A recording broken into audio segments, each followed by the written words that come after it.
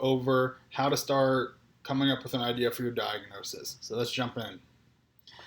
So diagnosis is going to require that you interact with your client and specifically use a mental status exam to try to find out if there are symptoms. So just kind of a word of caution about this presentation. It's going to sound very clinical, right? You are collecting this information, but always go back to putting it in context. Consider culture, age and development, and things like that. So it may sound heavy-handed on clinical things and looking for symptoms, and there's some utility to that. But remember, the viewpoint of professional counseling is to look at the whole person, that humanistic wellness model. So let's talk about the mental status exam. It's been around for a long time. And this is stuff that it's going to sound like a lot of information right now. And when you practice it, it's going to go by in an instant. It's very quick.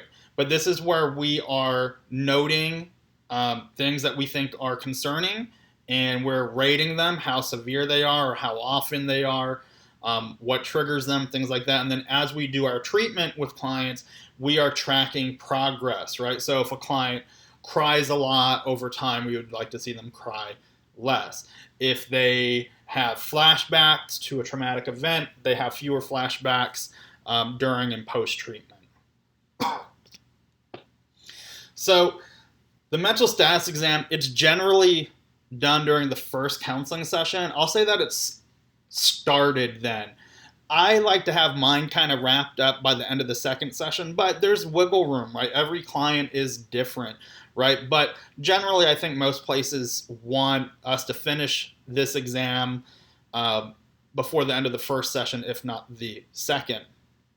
It gives us a format to record data and kind of interpret that.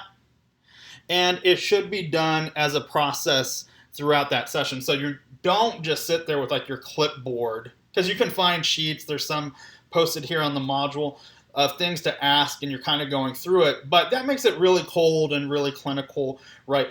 As you practice, it won't take very long before you get in the habit of you're asking your client, what brings you in today? What is that like? Tell me, are you having problems sleeping, or has that affected your appetite? And you're working it in very conversationally and very personably. So we want to be sensitive, use tact, things like that. Know when we need to back off, right? Maybe they're feeling put out by or judged by these questions, but we integrate and we weave these questions and thoughts throughout our initial interview. So these are the components, and we're going to go through each of them. Appearance, attitude, and activity, mood and affect, speech and language, thoughts, cognition, insight and judgment, and impulse control. So let's get right into like the details of this.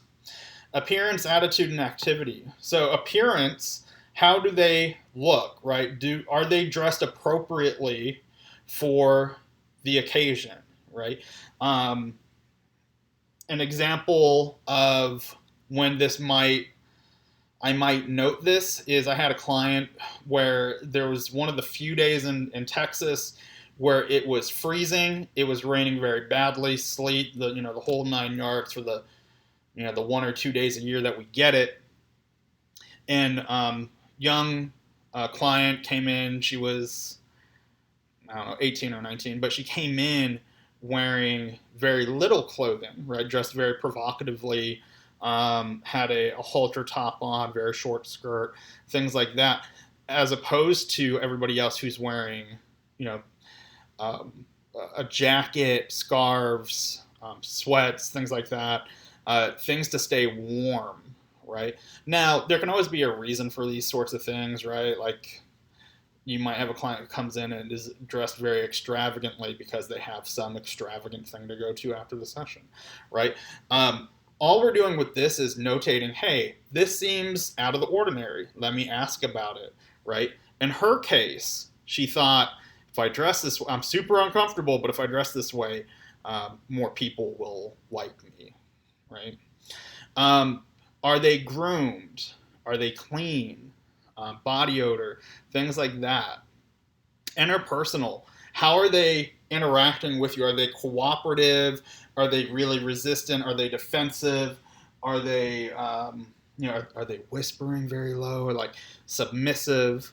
Their facial expression, all right, which is just like it sounds. They're looking away, teary-eyed, daydreaming. Motor activity, right, including how are they sitting, what's their posture like, mannerisms, do they have, a tic, whether it's nervous or a function of a disorder. Does it seem like they can't sit still? Does it seem like they're in pain?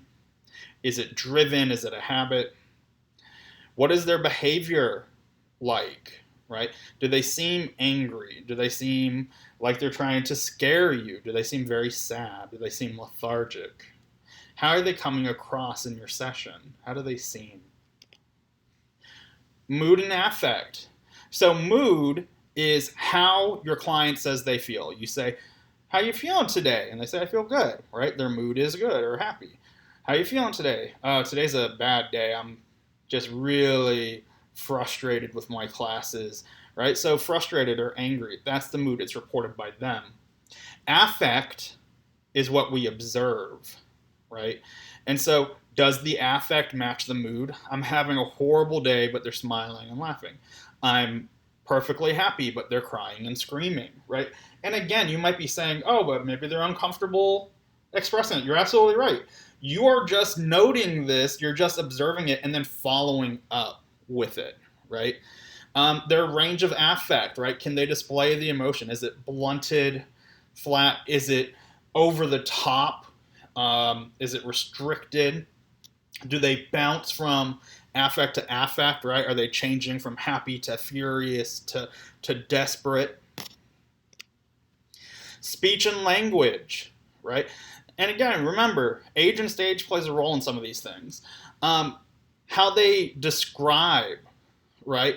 Are they yelling when they talk? Are they whispering? How they enunciate? Do they mumble? Does it pressure like I got to get this all out right now? Expressive language, right? Can they explain things the way we lined up 100 people? They explain things the same way.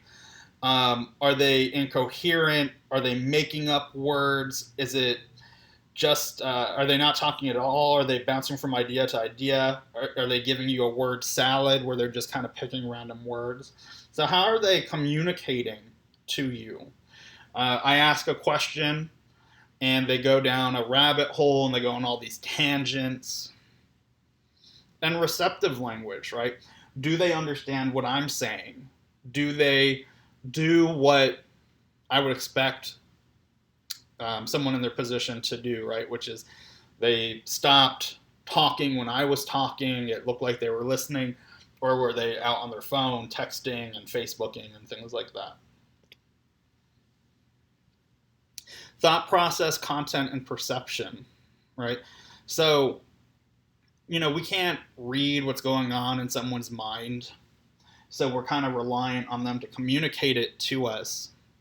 Thought process is the organization of their thoughts. And it's normal. Is it illogical? Is it magical thinking? Are they obsessing? Are there delusions, right? I think that I'm a movie star when I'm not. Do they have thoughts of hurting themselves or others? Hallucinations, right? So this is some sensory aspect that is not really there. They're hearing things, seeing things that aren't there, right?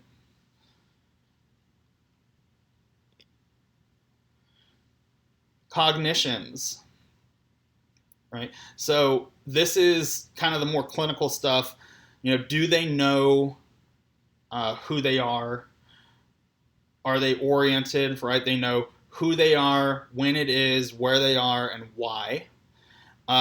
Their language fluency, right? Memory, right? Short-term, recent, the past, abstract thinking, their attention span, right? So cognitive ability, right? And so you can see how young kids are probably lacking in some of these things, and then much older clients there may be a decline in these things. So again, we're considering age and stage, right? But also think of having a client who is otherwise healthy, but was in an accident and now has suffered traumatic brain injury. These things might be out of sorts now. And to put it into context, like how would you ask these things? It would, when you're introducing yourself and I say, hi, I'm Dr. Leith, and we shake hands and they say, hi, my name's Billy. And I say things like, so what brings you in here today? And they say, well, I'm going through a divorce and here's this and that. And I just thought counseling would help. Well, they know self, they know the place, they know who I am, they know what time it is. It seems like it, their language, they're already speaking fluidly to me. When did the problems in your marriage start? Oh, it happened, 5 years ago. X, Y, and Z happened. What do you think would make the situation better? Right? Abstract thinking. Right? So you're getting all of this information very quickly. Same with these, right? Their thought process, even in that explanation. Well, I thought I'd come to counseling because I had a friend who he went through a divorce and he said it was really beneficial, so I thought I would try it. Right? That's a normal thought process. Doesn't report any hallucinations. If I'm not sure, I'll clarify and say, this question might sound out of left field, but do you ever see things that other people don't see or hear things that aren't there? Right? So this basic conversation, tell me about the marriage. Well, it was really good. And then I bought this TV once and, they just don't make TVs like they used to. Right? And so now we're going on to a tangent. When I'm talking to them and I say, so tell me about work. How's work for you? What do you mean? Right? There might be something here. So you pick up this information very quickly. You're observing. So it's kind of like you're having to listen to two different things. Listening to the content of what your client's saying, but you're also listening for these different details. Insight and judgment. This always has like a fond place in my heart. I like working with it because I work with like a lot of young adults and I was a young adult also. And so insight and judgment, and I'd also throw in there maybe maturity, right? So insight is I'm aware of what I'm doing that's contributing to the situation or helping the situation, right? I know that this is, when people say, I have a temper, I know I can be extreme, I know that I don't always say what I think, right? Judgment is, are they able to make a decision or take a course of action that's going to be beneficial or at least less harmful? So you will have people who, for example, I got into a fight with my girlfriend and I called her every name in the book, and then I felt bad and I tried to apologize and she said she didn't want to talk to me. So then I shared all the sexy photos that she gave me. I spread them to all my friends. Right? Was that a good idea? Is that going to help get her back? Right? So judgment. Impulse control. Again, this, just like insight and judgment, can be absolutely just be age related, right? We wouldn't expect little ones to make the best decisions or be aware of, their role in a situation. Same with impulse control. Is it good, fair, or poor? Can they identify impulses? Can they resist impulses? Right? Delayed gratification. So how do we do all this? And that seems like a lot of information, right?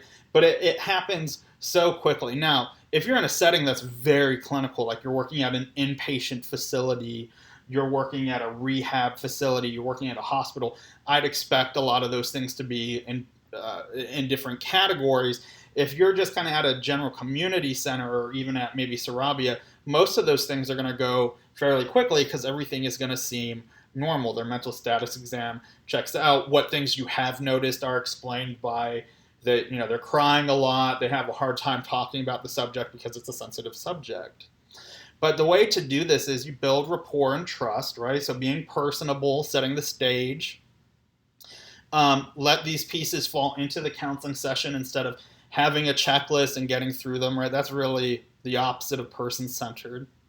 Follow the client's lead, right? Ease up when you need to, like change the subject. Do you do anything fun this weekend? Did you see such and such movie? What do you do for fun? Listen carefully. Be empathetic.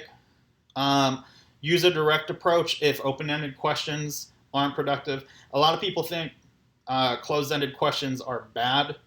They're not bad. We just don't want people using them all of the time. But you use closed-ended questions to direct the conversation, right? To steer it. And sometimes to just get an answer. Assuring the client that the questions are normal or routine. And that's what I do, especially when I was working with college students. And, these questions might sound a little odd. I'm not making any assumptions. The rules say I have to ask, or, when I was in counseling school, they said I had to do this. And, we kind of have a laugh about it. They crack a smile, and I just ask the question and that's it. And I say, that's what I figured, but, I got to ask anyway. And understand that the first session that a client comes in to see you, they're probably going to be pretty uncomfortable even on a good day, right? Nobody goes to counseling because it's like, hey, everything's right in my life, right? And if it's their first time going to counseling, it might be even more uncomfortable for them, and then we're kind of probing and things. So you've listened to the story, you've collected this information. Now you build the differential list, right? What is a differential list? It's a comprehensive list of all the diagnoses you think it could be, right? So they said, I'm nervous, and I'm crying, and I hate crowds, and I just don't want to be around people. Well, it sounds, there are pieces of generalized anxiety, social anxiety, and depression in there. So we make a list and we put them all on it. And then we start ruling out, right? So let me back up a little bit. New counselors typically feel when they get to this class or after this class that they're throwing a dart at a board and they're trying to hit the bullseye. I'm listening to my client and like, bingo, I nailed the diagnosis. That is exactly generalized anxiety disorder. When really, you shouldn't work that way. This is a process of elimination.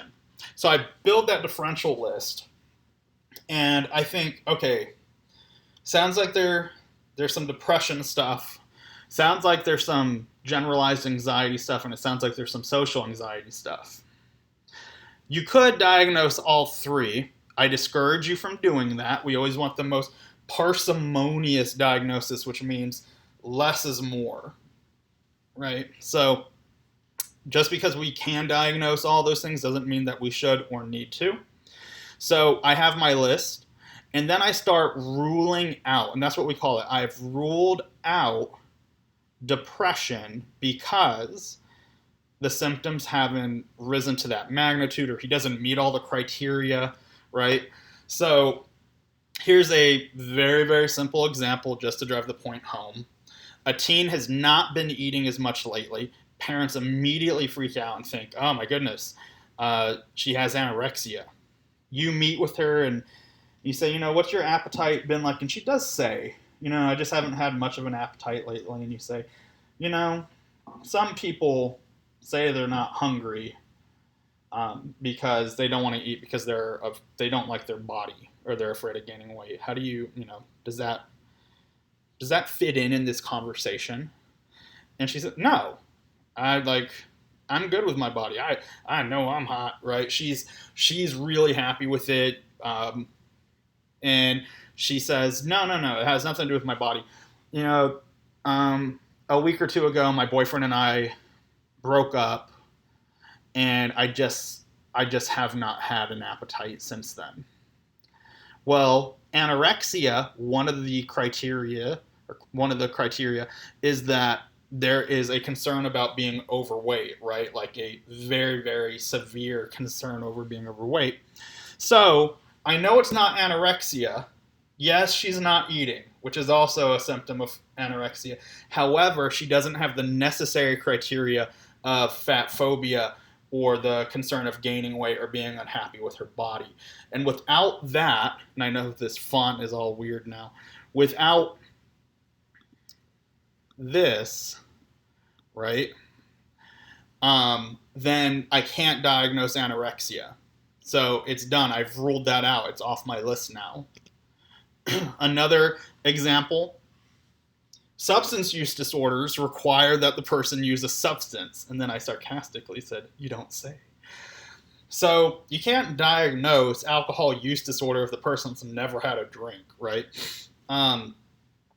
So let's say we have a nervous client, a nervous Nelly, right? And they come in, my dad had a drinking problem, and his dad had a drinking problem, and my brother has a drinking problem, and I'm scared that I have an addiction. And you say, well, when's the last time you had a drink? Oh, I haven't touched this stuff. I was so scared after seeing my dad, my granddad, and my brother. I just swore I would never have a drink, and I haven't had a drink. Well, have you done anything else? Weed, coke, meth, anything? I open with the heavy stuff. I'm just joking. But have you done any other drugs? And they say, no, I haven't touched an illicit substance at all. Well, then there's no substance use, because those disorders require that there be a substance involved, right? Just schizophrenia requires that there be hallucinations, delusions, or disorganized behavior. If the person doesn't have any of those things, it's nothing, and it's not schizophrenia. So we build this list, and then we rule out until we're down to the last one or two. For the class, you're going to have case studies. And so this is how I encourage you to be successful with it.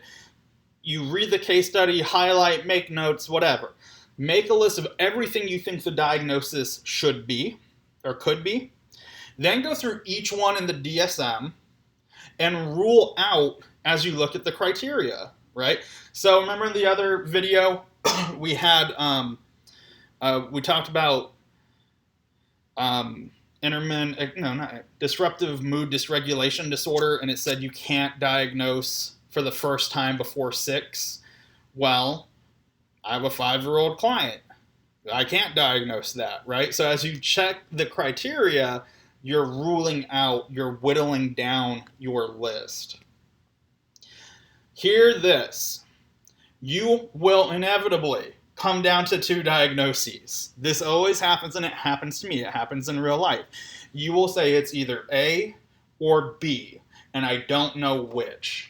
And I don't want to diagnose both for a very good reason. This is where I'm back to repeating myself, though. You need to use your judgment. That's right. At some point, you're gonna have to say something, right? I had a client who was seeing a psychiatrist. The psychiatrist said, this person has bipolar disorder. And I said, no, she has borderline. And the truth is, in everybody's defense, it really looked like it could be either the psychiatrist was not willing to budge on bipolar, I was not willing to budge on borderline. So we got a psychologist involved who then just said it's both, which I think is just really sloppy and kind of a cop-out because, and I know it sounds like I'm just arguing like why I'm right, but saying it's one thing and then treating that person for it is not going to be effective, right? Just because we say it's so doesn't make it so. So take your time and look at it. To avoid or to reduce overdiagnosis and misdiagnosis. Again, you're down to these 2, but there's part of you that's saying, I don't think I should put both because I think it can be explained by one or the other. Then follow that instinct. That's going to do it for this one. I hope that was helpful. There's a great article in this module about doing the mental status exam, and there's some YouTube videos of how to do it. So I encourage you just to kind of check it out. And again, you're not going through it like stepwise, right? You're engaging in a conversation and you're picking up on this and you're asking follow-up questions as needed. I know that was a lot of information. I hope it made sense. If you need help or any other information, just let me know and I'll see you next time. Bye.